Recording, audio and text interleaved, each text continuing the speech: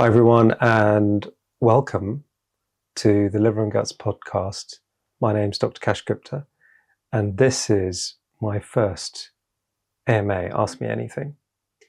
And because I haven't actually put content out yet, and I don't have any people watching my channel, what I did was take some questions from friends, family, people who'd asked me questions that I can remember. And I thought I'd start answering them and put them out there on social media so people can have a look and see what they think and see if they find it useful. I tend to get a lot of, do you know what? It's not a huge amount of questions that you get about alcohol. People just kind of want to know how much they can have. That's the kind of main thing. But there are a lot of things about alcohol that you should know if you're thinking about how much should you drink, and have you got pre-existing liver problems, and should you give up? And hopefully this will be helpful. So question one, is there truly a safe level of alcohol? And I guess to answer that question, you kind of got to know, what do you mean by a safe level? So in the most extreme cases, severe harm, immediate life-threatening harm, can happen when your liver just gets so inflamed from a binge of alcohol that you end up having to come into hospital and the liver fails and people die from that. And that kind of binging can be very variable for different people. It could be, a bottle of wine for someone, or a lot more than that for another person. Or is that question asking, what's the safe level I can drink on a weekly basis, or a monthly or an annual basis? And again, what does that mean? Are you asking, should it be such that I never get any inflammation or scarring of the liver, or I never get any risk of developing cancer? And that's fairly straightforward to answer on a population level. There is no amount of alcohol that is completely risk-free. And so, as I mentioned, different amounts can affect people differently, but that's not to say the occasional drink is going to be catastrophic. But if you look at all the harmful effects of alcohol, and if we started by something like cancer risk, so particularly breast cancer in women, colorectal cancer, esophageal cancer, and even irregular heartbeats of such as rhythms such as atrial fibrillation, that risk can start as much as one drink a day. So there is a kind of dose-dependent manner for the risk of problems related to alcohol. If you look at the studies that are done by the global global burden of disease work, they've essentially suggested that minimizing the level of drinking helps really reduce the risk of disease. So overall, you can't really say that there is any safe level of alcohol intake.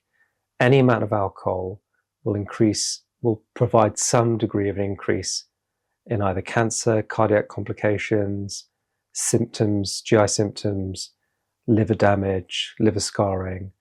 And the statistics that I put in some of my videos about the risk of increased risk of mortality, that tends to be at a lower level for women. But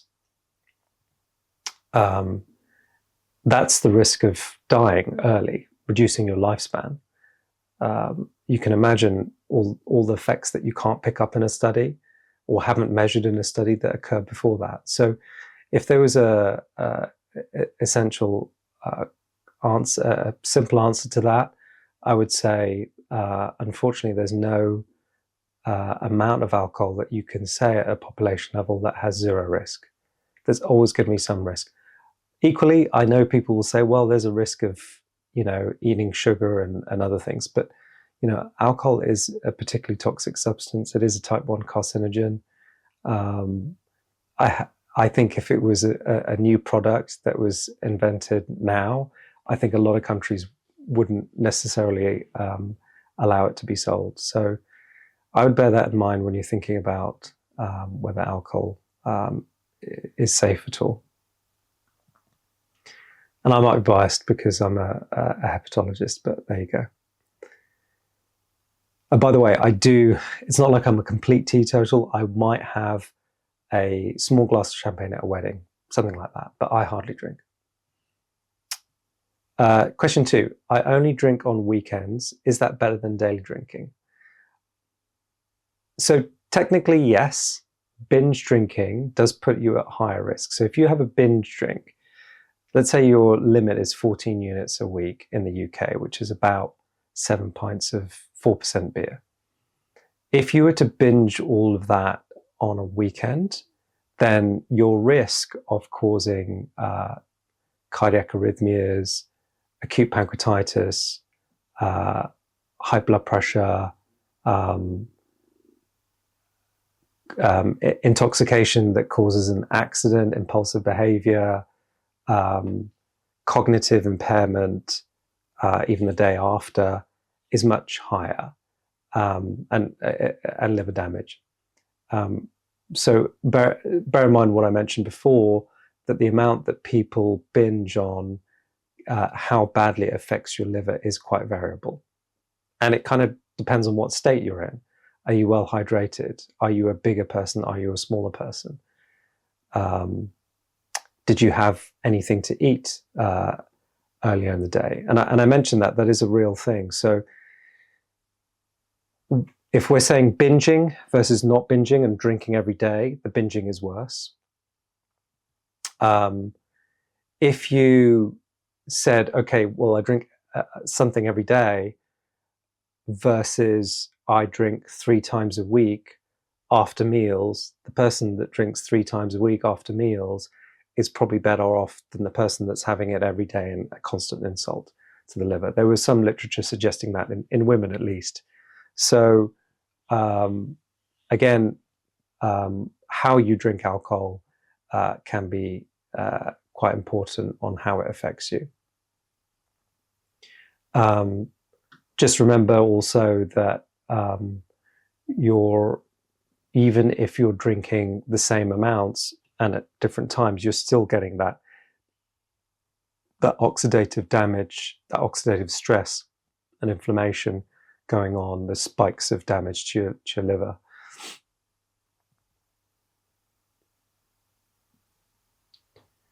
Question number 3. Do small amounts of alcohol protect the heart? So this comes back to the French paradox, where back in, it was probably about 20 years ago, 20, 30 years ago, when there was a lot of data coming out suggesting that small amounts of red wine or moderate amounts of red wine were cardioprotective, because the French used to drink a lot of red wine and they had a lower incidence of ischemic heart disease. And I think people who were on a Mediterranean diet did a similar thing. And so we'd see this curve in mortality data where it was a J-shaped curve. So the non-drinkers were, okay, there's a slightly increased risk of death, and then the moderate drinkers had the lowest risk of death, and then as you drank more, your risk of death went higher. So the higher drinkers had a higher risk of death. But now we kind of know that J-shaped curve is not quite right. We've seen, and I've done a video on this, that mortality related to alcohol doesn't quite follow that J-shaped curve if you adjust for certain factors. So certainly things like socioeconomic factors. In fact, those moderate drinkers had a slightly lower risk of death because they had a lot of other advantages as well, because of their better socioeconomic status. They exercised more and they ate better and their BMIs were better, things like that. So it was a reflective of how slightly richer people lived. The non-drinkers were often categorized wrong. So the non-drinkers, there was a bunch of people that used to drink heavily and they were stopped drinking because they became too sick and they had to stop drinking. So those people got lumped into the non-drinkers, where actually they were ex-drinkers and they would still be drinking if they weren't too sick. So an artificially created sicker group were put into the non-drinker group in those studies. So that's where all this came from, the red wine and being able to live longer by drinking moderate amounts of alcohol. And they were linking that to ischemic heart disease. Some people are also underreporting the true amount of alcohol they were drinking. And there were some genetic Mendelian randomization studies which essentially showed that when you take all those lifestyle factors out, you can see that if you just look at people with genetic correlations on people that drink more and drink less, if you just drink more, randomize that completely, if you drink more, the risk of death goes up. So it's more like a straight line, a linear line. And you have to think about all the smaller, not smaller, but the risk factors of things like cancer, which are considerable, that come up when you drink smaller amounts of alcohol. So I think the answer to the question, do you live longer if you drink moderate amounts of alcohol, I think that's really been debunked. And I don't think that's true at all anymore. So I wouldn't go on that. And I think that narrative has kept going. A lot of people still think that. And it's interesting because the industry is obviously quite quiet about that. You do see,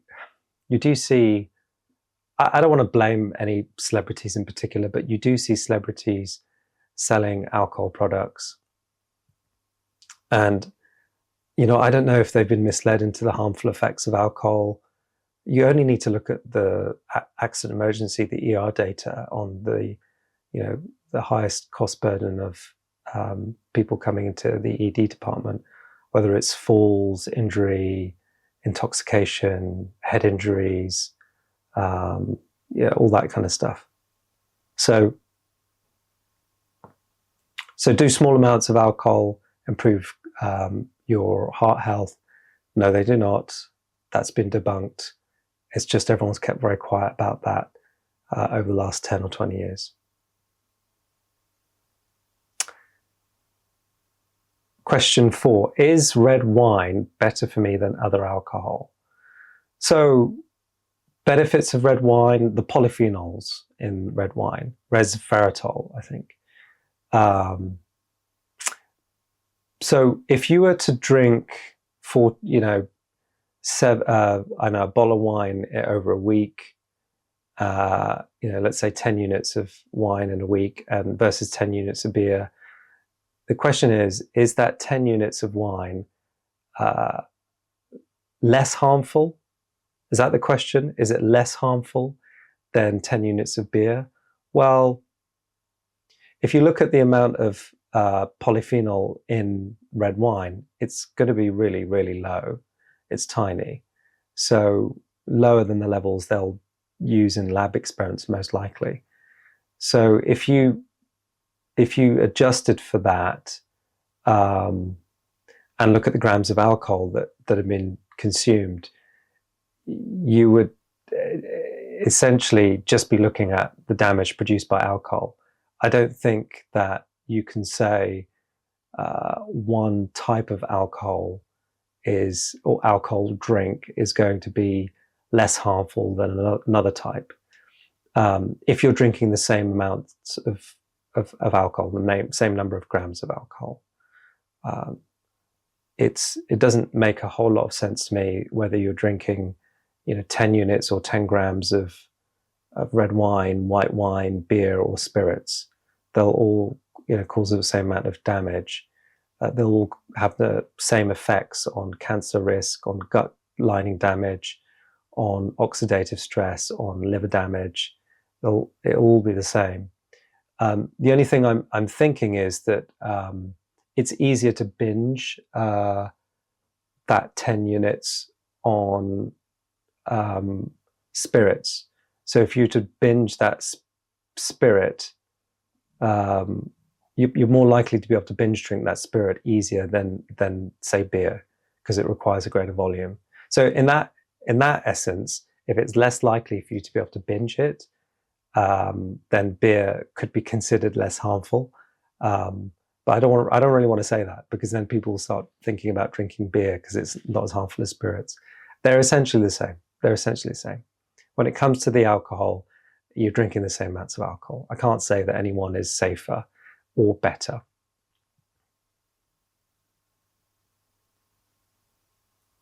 Question 5. How does alcohol affect my lifespan overall? Good question. So it's in a dose-dependent manner. As average intake increases, so does mortality rise. Even if you exceed the kind of UK recommended amount, which is about 14 units per week, you end up having a higher overall risk of dying earlier. You have more cardiovascular disease, you have a higher cancer rate, you have high rates of liver disease, and you have higher rates of injury and accidents. So, if we were to kind of, I'm just trying to remember back to the study with 4.5 million people, the meta-analysis on 4.5 million people. But when population studies show, I think they showed that often 30, 40, certainly for men, it was around 40 to 50 units, I think, that life expectancy reduced by 10 to 20 years. And for women, I think it was less than that. And that sounds like a lot. I think it was in the 20s for women. That sounds like a lot, but you'd be surprised at how quickly people get to that amount. Whenever I talk to patients about how much alcohol they drink, you just keep drilling down, and they always end up drinking, nearly always end up drinking more than they actually said. So the contributors to death will be direct damage to the liver and cirrhosis or inflammation of the liver. If they're binging a lot, then you can get pancreatitis, which is inflammation of the pancreas. It increases your risk of cardiovascular and stroke events. If you have high amounts of alcohol in particular, you get immunosuppressed. Most of the patients who have alcoholic hepatitis that I see, they do die of specific liver-related causes, but often they will die of infections. Remember, the gut and liver are a highly immune related organ, probably one of the largest in the body. And when that's dysfunctional, because of the constant state of inflammation and the immune system trying to react to the alcohol, you end up becoming immunosuppressed. So a lot of people die from infections. So the answer to that is any amount of alcohol is going to increase your risk of things like cancer, even if it's small. That conceivably starts reducing your life expectancy. The studies tend to show, pick that up, the reduced survival in doses which start getting around 30 to 40 units for men. I think less, 20 to 30 units for women on massive population scales. But it starts at a lot lower levels. So essentially, any amount will start to reduce your risk of reduce your life expectancy, in my opinion. So, what are the safe limits in the UK, and how are they set? So, UK guidance was essentially saying that you should have 14 units per week, which is about 7 pints of medium strength 4% beer. You should spread that over a few days, 3 or more days. You should have some alcohol-free days in the week, and that was for both men and women. I remember when I was a bit younger, working as a as a doctor, I remember the units for men were different to women. Men were 21 units probably about 10 years ago. So, but we showed really poor outcomes in the UK with liver disease in general, but we think that a lot of that was due to alcohol. And our counterparts in France and Italy were actually showing reductions in alcohol-related mortality. So the guidelines had to change, and there was a big shift in trying to get more liver specialists working in hospital. So how did that come about? It was based on modeling lifetime risk of dying from alcohol-related causes. And it was just, I think, the sensible medium that they suggested, knowing that people will drink alcohol. It was enough to try and stop people from binging, enough to try and reduce the alcohol intake to an amount that might satisfy people at social events and what have you. But like I said, I think if alcohol was introduced now, I don't know if it would be allowed, knowing what it does. So that's where the UK guidelines, I haven't actually read up on how the US guidelines came about. Remember that for every unit of alcohol, it's about 8 grams of alcohol on the US scale. So 2 units being an average drink in the UK will probably give you about 16 units, probably a bit more. So question 7, does alcohol raise blood pressure? Yes, it does. It does raise blood pressure in a dose-dependent manner. And I guess there's various mechanisms that it conceivably does that, but people often underestimate this because the effect is quite subtle initially. But the trials on this essentially show that drinking 1 to 2 standard drinks a day does increase your systolic blood pressure. It's probably through sympathetic nervous system, which is controlled by noradrenaline, adrenaline, reduce baroreceptor sensitivity. So there are certain receptors in your vascular system that help control blood pressure, and the sensitivity of those go down. Increased levels of cortisol is probably a big one.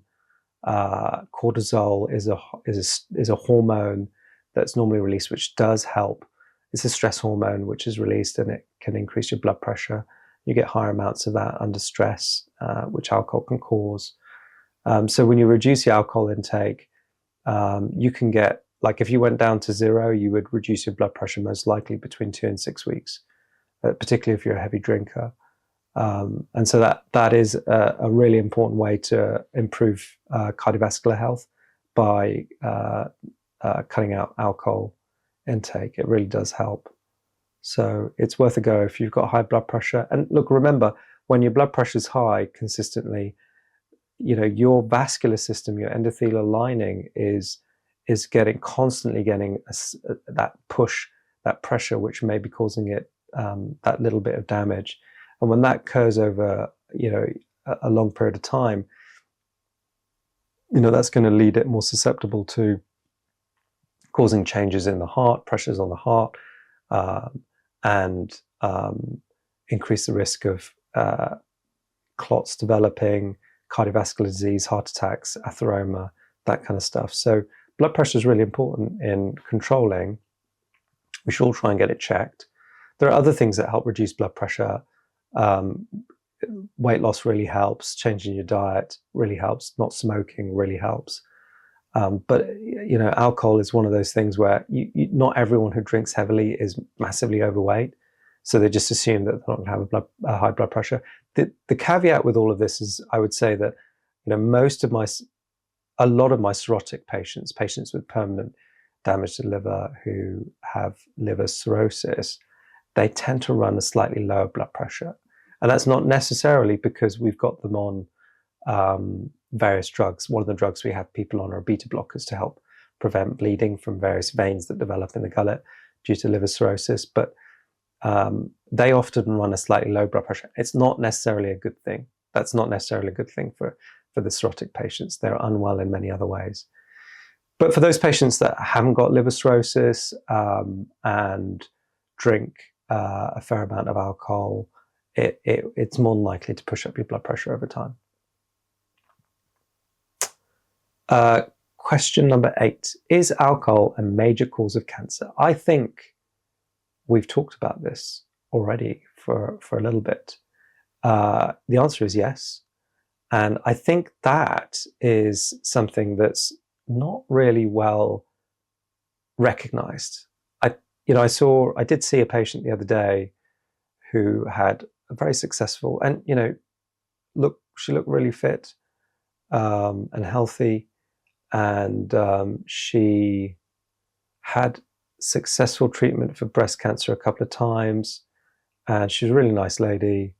And we got talking about alcohol, and I mentioned that alcohol, she's drinking, not much, but she's drinking. Alcohol is a big risk factor in a dose-dependent manner for breast cancer, and she knew about it. So it's not. I don't want to patronize people, because some people may know, but if you're drinking a small amount of alcohol, and you might be in the category of a cancer risk or reoccurrence, you may as well try and just give it up completely if you can. Like, my view on this is that a small amount of alcohol probably doesn't have that much of a lifestyle change to you that it's worth that. It's worth it, in my mind anyway. Like I said, I don't want to patronize people. These are all adults who can make their own decisions. But yes, it's a carcinogen, type 1, and type 1 sounds terrible, but there are other things that are type 1 that don't look as terrible. It's in the same category as things like tobacco and asbestos and ionizing radiation, theoretically. And the cancers that it increases risk of all the way through the GI tract, so mouth, throat, laryngeal, esophageal, that's gullet, liver, bowel, breast cancer. And the mechanisms we think that happens through, and I have done a video on this, is through when alcohol is metabolized, it produces a substance called acetaldehyde, which it causes direct DNA damage and oxidative stress through free radicals. And when it causes damage to DNA for cells, it then causes problems with proliferation and cancer cell growth. It can increase estrogen levels, which directly increases the risk of breast cancer, and it can also interfere with the folate pathway as well.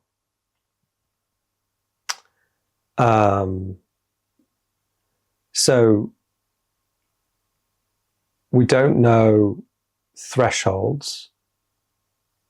exact thresholds for people developing these cancers.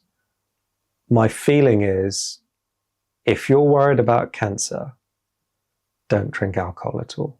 If you are bothered about, if you do not want to get cancer, you can look at all the things that are out and about. You can look at microplastics, you can look at PFAs, you can look at all the substances that are around us.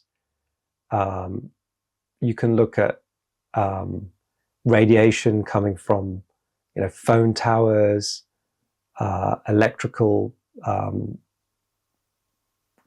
pylons and things.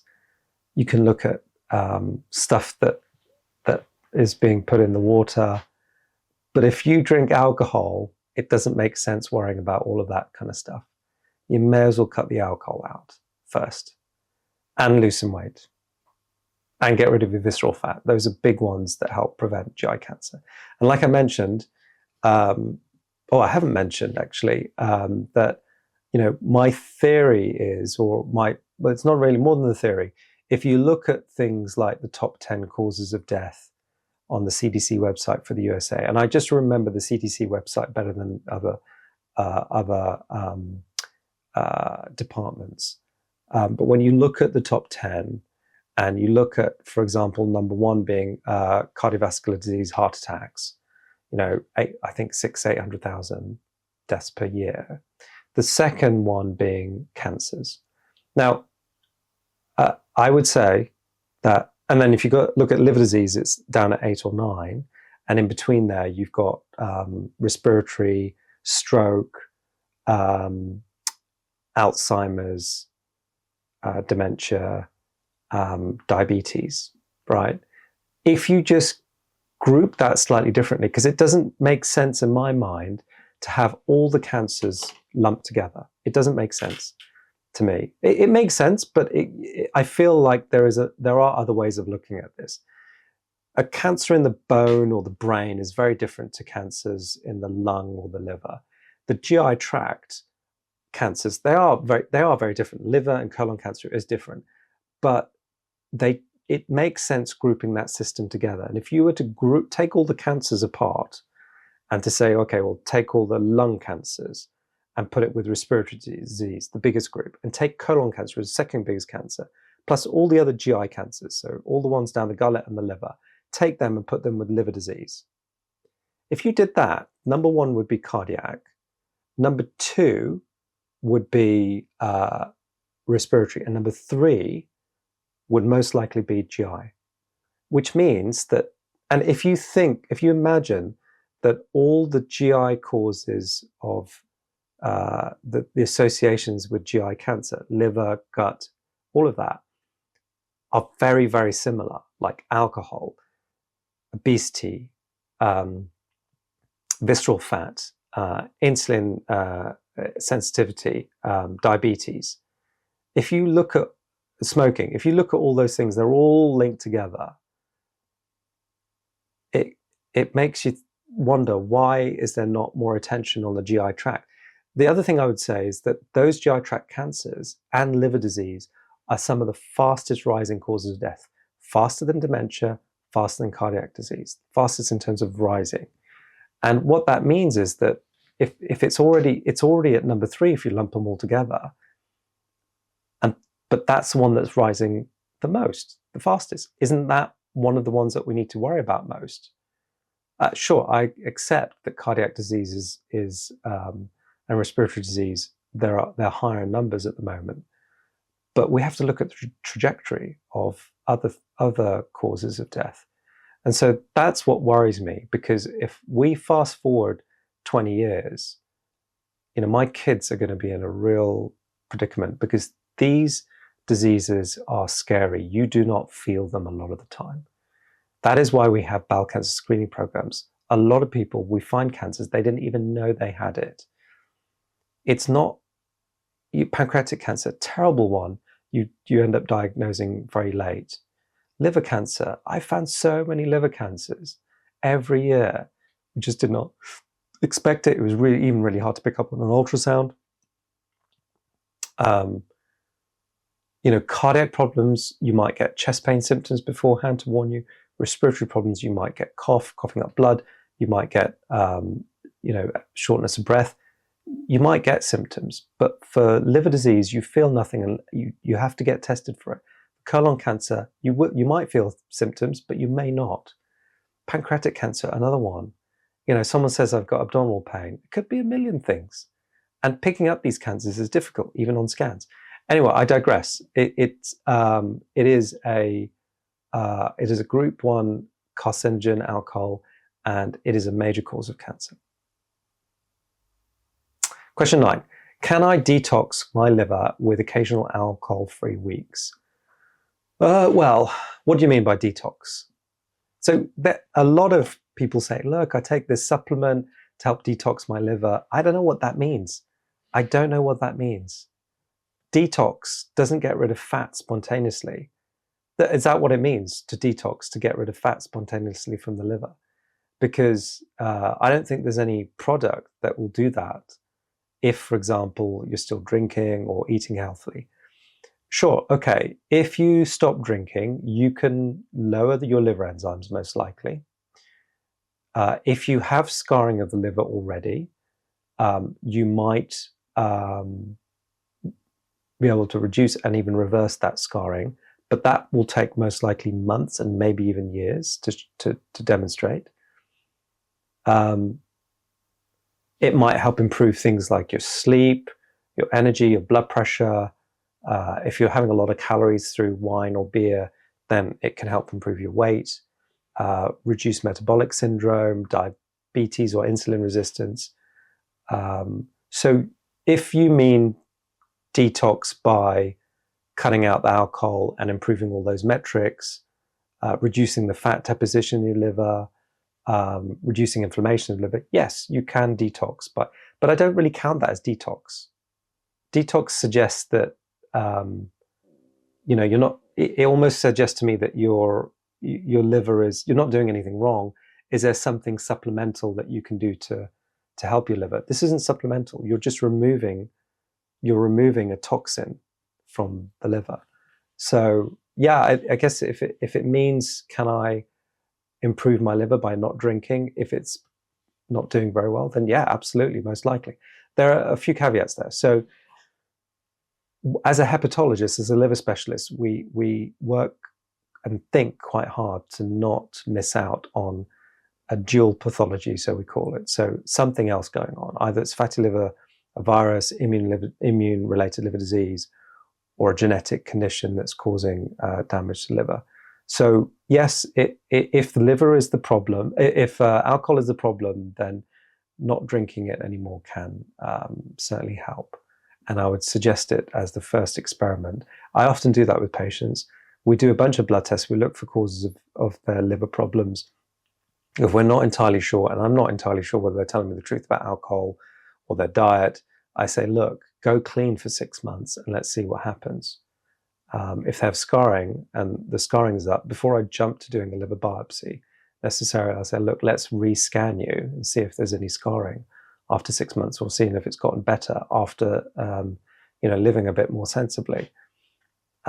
So I think if we were going to say that stopping alcohol is a good detox method for your liver, yes, I would agree with that. Do I think that there are good detox products out there? No, I don't. I will do a video on supplements that people take for their liver. But the best detox you can do for your liver is not drinking alcohol, not eating high levels of saturated fat, refined carbohydrates, sugars, things like fructose and fizzy drinks aren't great for your liver. Eating healthily. Aerobic exercise is really good for visceral fat. So remember, visceral fat is fat around the organs. The liver is the number one organ that I think people should probably worry about when talking about fat. It is acutely sensitive to becoming damaged long term when you have fat in there. The pancreas does also get damaged as well, and you can have fat in other areas. And of course, the heart, having fat around the heart isn't helpful at all. But the worry I have for the population essentially is that when you get fat around the liver, you don't feel it. There are no symptoms until it really becomes late if you haven't checked. And 40% of the population have fatty liver, around 38 to 40%. It used to, in the Western world, we used to say, oh, it's about 15%, 20, 23, 28, 33. Latest figures I'm reading in the Western world, around 38%. It's in line with obesity. It's in line with obesity. And the likelihood is a lot higher. It's a lot higher than that. And that's rapidly rising. And we can't, what stresses me out is we can't screen everybody. It's impossible. And family practice, general practice in the UK, USA, Western world, they're overloaded with lots of things. Unless it's killing you directly or you've got direct symptoms, people aren't getting you screened. And we've tried to screen people. It's just so much work to do that. So the only way I can think of getting around that is people knowing how to push for their own screening and be advocates for themselves or their family. Question 10. If I'm otherwise very healthy, does that offset alcohol risk? Well, we know from the J-shaped curve on alcohol mortality that you probably can offset some of the risk, because we know that the J-shaped curve on alcohol mortality was reflecting more on people who had healthier lifestyles overall and were in a higher socioeconomic group. So those people that drank moderately in those studies tended to be people that were a bit richer, lived in nicer area neighborhoods, and ate better and exercised more, and healthier diets, we think. So, and probably didn't smoke. So you can mitigate some risk by living a healthy lifestyle, and you can reduce things like cancer risks by, for example, doing exercise. But I don't know if we're ever going to be able to tease out whether drinking alcohol on an individual, the risk associated with that is going to be cancelled out by running a 5K, for example. I think that's a dangerous game to play. I don't think that's a good idea to assume that. And look, it's not like I disagree. I think that, you know, living healthily is going to improve things. But if you just drink alcohol, and especially in excess, you're probably going to negate a lot of that. There's a lot of data coming out on exercise, and I'm a big fan of exercise in terms of improving survival, improving your gut health. I've done a video already. I'll release it on the gut microbiome and exercise. I really want to do the ones on fatty liver as well. I think exercise reduces your risk of cancer clearly. But it's a difficult thing to tease out whether that overrides you drinking alcohol every night. Does that damage that you get from drinking alcohol, is that how much exercise do you need to do to negate that? I don't know. I don't think anyone knows that for sure, not on an individual. Is that a dangerous game to play? Oh, well, I'm going to go for a binge drink, but the next day I'm going to eat healthily and I'm going to run a 5K. I'm going to lift some weights. I'm going to do some HIIT. HIIT is better. Oh, that should do it. I don't think that's a good idea. I don't think that's a safe game to play. I think exercise, it's nice for some people. Some people find it really difficult. I certainly feel good after it, but sometimes getting to the exercise can be tricky. I just think that it's a shame if you want to negate the benefits you get from exercise by downing some alcohol. And that's not to say that having the occasional drink is the worst thing in the world. But then I used to be like that. But you have to kind of ask yourself, does it mean so much to you, the occasional drink? And as I get a bit older, into my 40s, I just don't feel like it's worth the risk, not seeing what I see. And it's depressing, I have to say. As a gastroenterologist and hepatologist, I'm just seeing cancer so much more now than I used to. I'm seeing so many people die of liver disease. I have had, distant family members. I've had, people I work with. I've looked after their relatives as they've died. Diagnosed cancers left, right, and center. And you see it in younger and younger people, and you just I think, it just gets really disheartening. And so if these are things that you can avoid, they're on the rise and you can avoid them. I don't want this for my kids in 20 years. I don't want them to be the people that get these problems when they're 30, 40 years old. I think everything that's out there right now, and alcohol being one of them, as a public, I think we can push back on this. And if we just don't drink it, then, it will help pushing this off the shelves, I think. Anyway, hopefully, I think that's all the questions. I'll try and wrap up by saying that, generally speaking, there is no identified lower risk level for alcohol intake. You can't say that a certain amount has no risk whatsoever because of the varied things that it does in terms of oxidative damage, fat deposition, increasing cancer risk, increasing cardiovascular risk, increasing liver fibrosis, and the variation in the population. You cannot give a lower safe limit. The limits that we have in the UK and the US and the Western world, they're based on amounts that reduce the risk of death somewhat and try and mitigate a decent amount of the damage by looking at populations and say, look, okay, what do the liver enzymes do once you drink this amount? Oh, there's no rise in most of the population when you drink less than 14 units. But that doesn't mean that liver damage is not going on. That doesn't mean that cancer risk is not rising. That doesn't mean that you're not depositing visceral fat in the liver. All of that can still be happening. We know that fibrosis of the liver can still occur even with normal liver function tests. So I think there's no lower safe limit. The risk is probably dose dependent, particularly with things like breast cancer. At very high levels of alcohol, you're going to risk immediate death from pancreatitis and liver failure. So binging is just not a good idea. And I can tell you stories of teenagers that have gone into liver failure and on the verge of death and even died. And there's nothing you can do. You can't transplant them.